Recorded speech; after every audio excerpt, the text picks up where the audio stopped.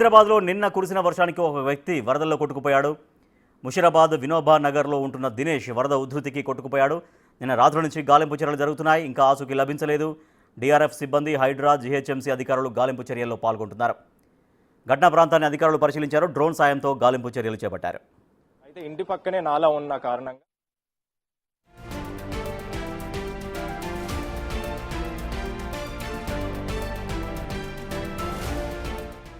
నా దగ్గరనే ఉండే. ఈవినింగ్ 6:30కి అట్లా నా మమ్మీ దగ్గర నుంచి నా దగ్గరకు వచ్చిండు. వచ్చి కర్రీ ఇచ్చేసి వెళ్ళిండు. నేను మార్నింగ్ రేపు డ్యూటీకి వెళ్ళాలి, మమ్మీని పైసలు ఆడుకొని తర్వాత ఇంటికి వచ్చిండు. ఏమో తెలియదు. అప్పటి నుంచి ఫోన్ చేసి ఫోన్ లిఫ్ట్ చేయట్లేదు. నైట్ నుంచి కాల్ చేస్తుంటే అంటే రేపు డ్యూటీకి వెళ్తే పెట్రోల్ లేదు బండిలా, మమ్మీని ఆడుకొని వస్తా అని చెప్పిండు. అంతే, అదే చెప్పి వెళ్ళిండు. నిన్న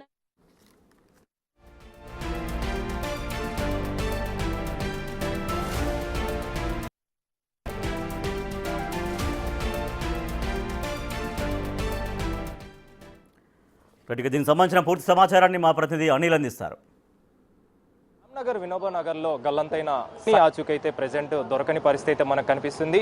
ఎక్కడైతే గల్లంతయ్యాడో ఆ గల్లంతైన దగ్గర నుంచి కొంచెం దూరంలో అతనికి సంబంధించిన బైక్ మాత్రం అతను బండి మీద వెళ్ళడం జరిగింది. అంటే నిన్న భారీ వర్షం కురిసిన నేపథ్యంలో అక్కడ బండి తీసుకొద్దామని చెప్పేసి తనకు సంబంధించిన తమ్ముడికి సంబంధించిన బండిని తీసుకొద్దామని చెప్పేసి వెళ్ళడం జరిగింది.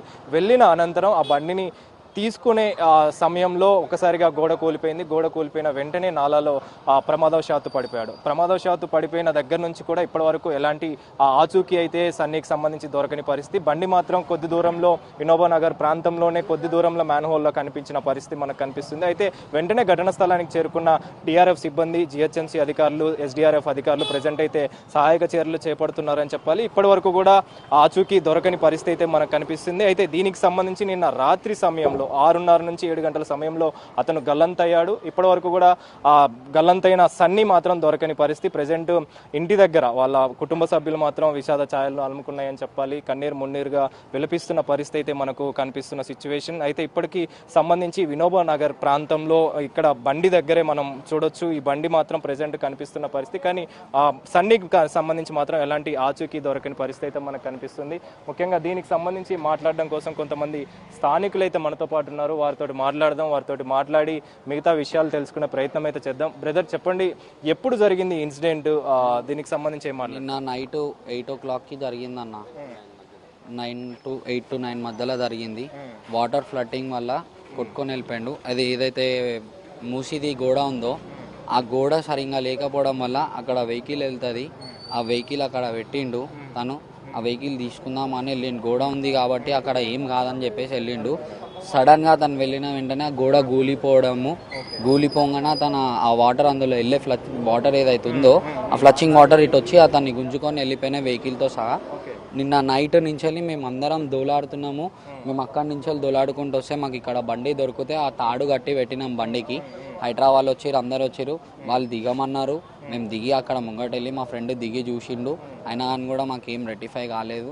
సో మేము దిగితే మాకేం తెలుస్తుంది? ఐడియా ఉన్న వాళ్ళు దొరికితే తెలుస్తుంది. రిస్క్ టీం వచ్చింది, వాళ్ళు కూడా దిగలేదు. సో ఇప్పటికీ దగ్గర 24 hours పైన అయిపోయింది అతను పడిపోయి. ఇప్పటి వరకు కూడా రెక్టిఫై కాలేదు బాడీ. సో వాళ్ళు ఏం చేస్తుంది, గవర్నమెంట్ ఏం చేస్తుంది? నిన్న వచ్చిర్రు అందరూ, ఎమ్మెల్యేలు వచ్చారు, మన కార్పొరేటర్ వచ్చారు, అందరు వచ్చి చూసిరు, మాట్లాడిరు, ఫోటోలు దిగిరు, వెళ్ళిపోయారు. ఎవరు కూడా ఇంతవరకు రెక్టిఫై చేయలేకపోయారు. సో మాకేంది ఆధారం? సో మీరు చెప్తున్నట్టు ఇప్పటి వరకు కూడా అధికారులకు సంబంధించి కావచ్చు ఎలాంటి చర్యలు తీసుకోవట్లేదు. ముఖ్యంగా తనకి సంబంధించి సన్నీకి సంబంధించి మాత్రం ఎలాంటి ఆచూకీ దొరకని పరిస్థితి. అయితే గతంలో కూడా మీ దగ్గర ఇలాంటి వర్షం పడినప్పుడల్లా ప్రతిసారి ఇలాంటి ఇన్సిడెంట్లు అనేవి చాలా ఎక్కువగా జరుగుతున్నాయి అనేది ఇప్పటికీ ఇది 4వ అని చెప్పేసి కూడా తెలుసు. నేను చిన్న ఉన్నప్పటి నుంచే ఇక్కడ ఈ హైట్ వరకు వాటర్ వస్తాయి. నా హైట్ వరకు వాటర్ వస్తాయి ఇక్కడ. ఎప్పుడు వాన పడ్డా కానీ కూడా ఎవ్రీ ఇయర్ కూడా ఏదో ఒకటి అవుతుంది. లాస్ట్ ఇయర్ కూడా మా అన్న విజయ్ అని చెప్పి ఒక అన్న ఇక్కడనే ఉంటుండే. ఆ అన్నయ్య కూడా కొట్టుకొని పోయిండు. సో అది హెవీగా రాకపోవడం వల్ల అక్కడ చిక్కి తనపై దొరికింది మాకు. ఈ ఇయర్ చాలా హెవీగా వర్షం రావడం వల్ల నిన్న మా బ్రదర్ కొట్టుకోపోయింది. ఇప్పటి వరకు ఆచూకీ తెలియలేదు. కేవలం తన ఒక బండి ఒక్కటే మాకు ఆచూకీ దొరికింది. తను ఎక్కడికి వెళ్ళాడో కూడా తెలియదు. ఇక్కడి నుంచి వెళ్ళి మన అంబర్పేట ఉంది కదా, అంబర్పేట వరకు ఈ కనెక్షన్ ఉంటుంది. అక్కడ దాకా కూడా వెళ్ళొచ్చు మేబీ. బాడీ ఆఫ్ అలాంటి ఫ్లచ్ ఉండే నిన్న. ఇప్పటివరకు కూడా ఏ ఆచూకీ లేదు. టన్నల్ టు టన్నల్ దోలాడితేనే దొరుకుతుంది. వీళ్ళు ఇక్కడి నుంచి అక్కడి వరకే దోలాడుతారు, ఈ గల్లీ వరకే దోలాడుతారు, కానీ మేబీ ముందుకు వెళ్ళడానికే ప్రయత్నం చేయట్లేదు. ఇట్లా మరి బాడీ ఎప్పుడు దొరకాలి మాకు? అన్న మీరు చెప్పండి, గత కొన్నిసార్ల నుంచి కూడా అంటే 4th టైం ఇలాంటి ఇన్సిడెంట్ జరగడం అని చెప్పేసి మీరు దీనికి సంబంధించి ఏం మాట్లాడతారు అన్న మీరు చెప్పండి. అసలు ఈ ఇన్సిడెంట్లు జరిగి కావచ్చు, చూసుకుంటే కనెక్షన్ విషయానికి వస్తే కావచ్చు, అంటే ఎక్కడి నుంచి ఎక్కడి వరకు ఎందుకని ఇంత వాటర్ ఫ్లో అనేది ఇక్కడ జరుగుతుంది? అంటే ఇది కొంచెం స్లోప్ ఉంటుంది ఇక్కడ. ప్రతి ఇయర్ ఎప్పుడైనా వాన పడ్డప్పుడు అలా ప్రతిసారి ఇదే ఉంటుంది. ఒక మనిషి అయితే కంపల్సరీ ఇక్కడ చనిపోతుంటాడు వాన పడ్డ ప్రతిసారి ఇంతే. ఇది మళ్ళీ గవర్నమెంట్ ఏం చేస్తుంది అసలు? తీసుకుంటారు ఇట్లా మళ్ళీ అంటే చూడాలి కదా. వాళ్ళు కూడా వస్తారు, వాళ్ళంతా వాళ్ళు చూసుకుంటారు, ఫోటోలు దిగుతారు, వెళ్ళిపోతారు తప్పించి ఏం లేదు. వాళ్ళు ఏమన్నా చేస్తున్నారు అంటే ఇప్పుడు ఇది చేస్తే ఇప్పుడు ఇట్లా కాకుంటుండే కదా.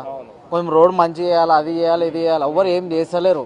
వస్తారు వాళ్ళంతా వాళ్ళు చెప్పారా అంటే ఈ ఘటనలు ఇప్పటికీ ఇది 4th టైం, అంతకు ముందు కూడా వర్షం పడిందంటే ఆటోమేటిక్ గా మీరు అన్నట్టు ఇక్కడ వరకు వాటర్ వస్తున్నాయి అని చెప్పేసి భుజాల లోతు వరకు ఇళ్లలో కూడా చేరుతున్నాయి. మరి ఎప్పుడైనా మీరు కంప్లైంట్ చేయడం జరిగిందా? కంప్లైంట్ చేస్తే అధికారులు ఏం చెప్పారు? చర్యలు తీసుకోవడం లేదు అని చెప్పేసి మీరు చెప్తున్నారు. మరి ఏం చెప్తున్నారు మొత్తానికి? అంటే వాళ్ళు వస్తారు, జస్ట్ వస్తారు, ఫోటోలు దిగుతారు, వాళ్ళు ఇంటర్వ్యూలు ఇస్తారు, వెళ్ళిపోతారు. మళ్ళీ ఇది ఎప్పటి నుంచో ఇట్లానే ఉంది. నా 10th క్లాస్లో కట్టింది ఇది, ఇప్పటికి అది అట్లనే ఉంది. ఎంతో మంది దానిలో పడిపోతారు, ఆ డ్రైనేజ్ ఊళ్ళలో పడతారు, అట్లనే ఉంటుంది. వాటర్ వస్తే డ్రైనేజ్ ఓపెన్ అయిపోతుంది, ఆటోమేటిక్ ఓపెన్ అయితే మళ్ళీ ఎవరు ఏం చేస్తారు? దాన్ని చిన్నపిల్లలే దాన్ని వస్తారు, కింద పడిపోతారు, స్కూల్ పిల్లలు వస్తుంటారు, వాళ్ళు వీళ్ళు వస్తుంటారు. మళ్ళీ ఎవరు చేస్తారు? చేసేటోళ్ళు ఎవరు? వస్తారు, చూస్తారు, వెళ్ళిపోతారు, ఫోటోలు దిగుతారు, అంతే.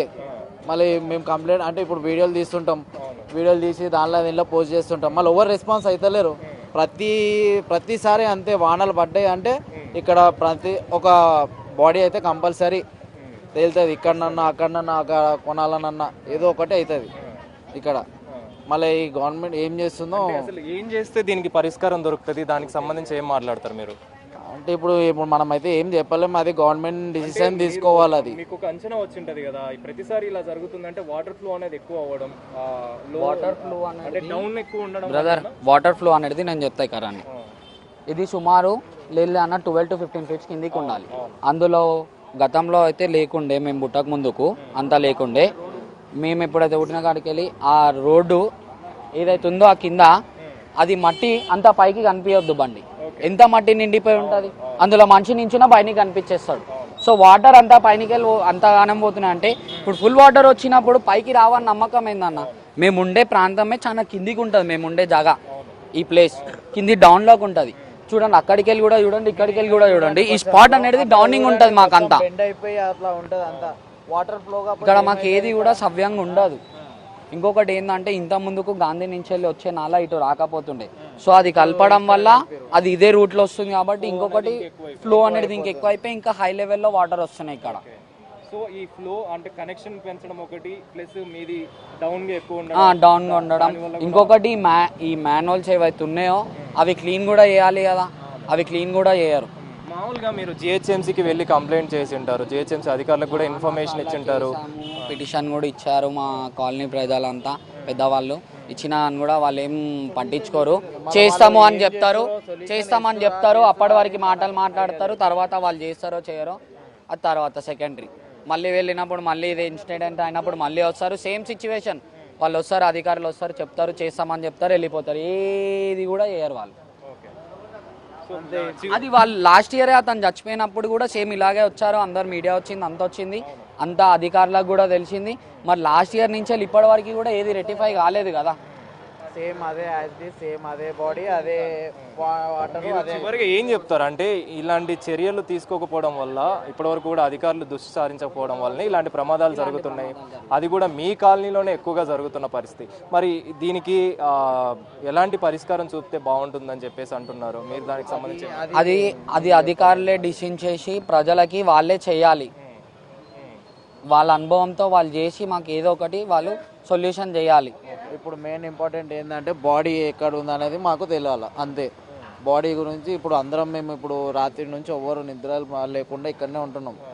బాడీ ఎక్కడ పోయిందో తెలియదు, అది ఎక్కడ ఉందనేది తెలియాలి, అంతే. అది ఒక్కటి తెలియాలి మాకు, బాడీ ఎక్కడ ఉందనేది తెలియాలి, అంతే.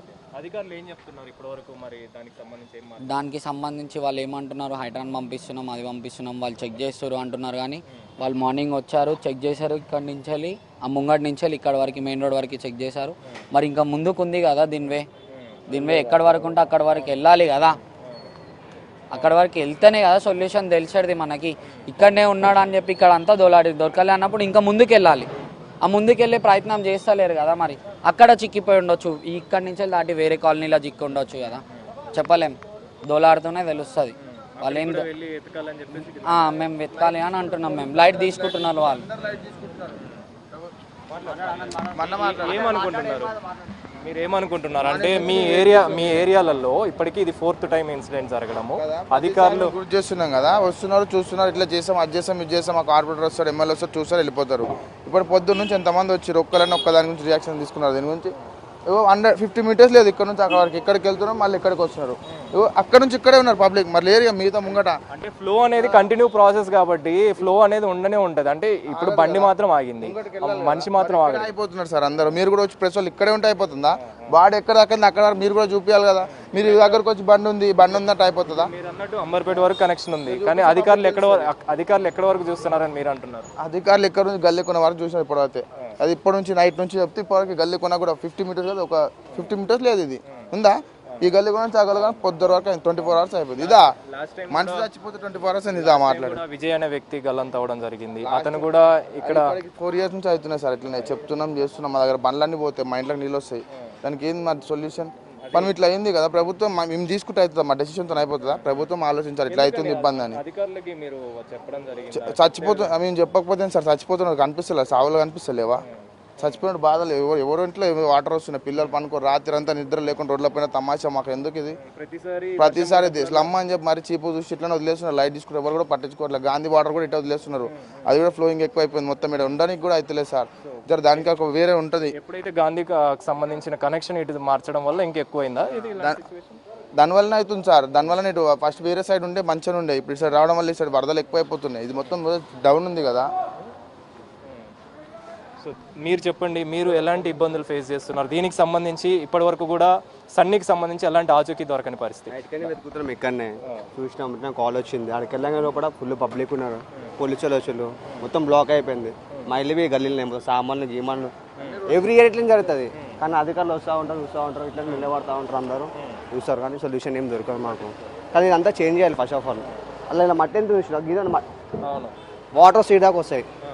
రెస్పాన్సిబిలిటీ వాళ్ళు మొత్తం పబ్లిక్ మొత్తం అది అయిపోతుంది. వర్షం పడినా కూడా ఎక్కువ మొత్తంలో పడుతుంది, నైట్ టైంలో కూడా హెవీగా పడుతుంది. ఆ టైంలో మీరు ఎలాంటి ఇబ్బందులు పడుతుంటారు దీనికి సంబంధించి? అంటే వాటర్ అంతా ఇంట్లోకి రావడం, మొత్తం మోకాళ్ళ లోతు అన్ని ఖరాబ్ అయిపోతాయి. ఫుల్ పబ్లిక్ మొత్తం అది అయిపోతుంది, సఫర్ అవుతూ ఉంటారు, బండ్లు ఖరాబ్ అయిపోతాయి. మనుషులు కొట్టుకోతేనే దిక్కులేదు. ఇక్కడ సామాన్ల గురించి కూడా మాట్లాడతారు, చెప్పండి మీరు అధికారులకు చెప్పడం జరిగినా కూడా పట్టించుకోవట్లేదు.